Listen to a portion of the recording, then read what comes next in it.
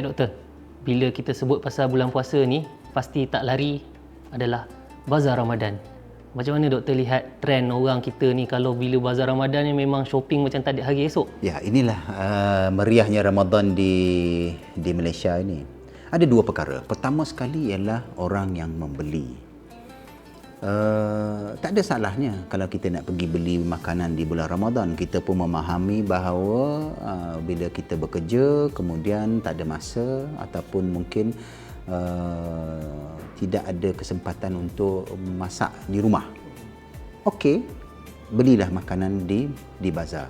Satu, jangan membazir. Kalau kita pergi ke bazar Ramadan ni, kata orangnya semua makanan ada. Semua jenis minuman pun ada. Jadi kemungkinan kita akan membeli dengan berlebihan. Sebab kata orang, menjual makanan kepada orang yang lapar. Confirm lah.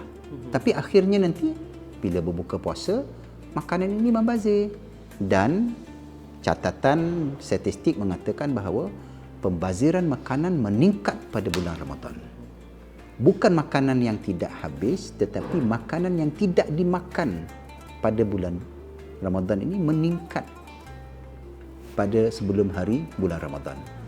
Jadi saya syorkan supaya kita beli makanan yang boleh kita makan dan jangan membazir pada bulan Ramadan. Wallahu a'lam. Okey tuan-tuan, bersederhanalah kita bila kita di bazar Ramadan. Janganlah kita berbelanja seperti tiada hari esok. Teruskan bersama Sembang Ramadan Yapim. Teruskan berinfak bersama Yapim.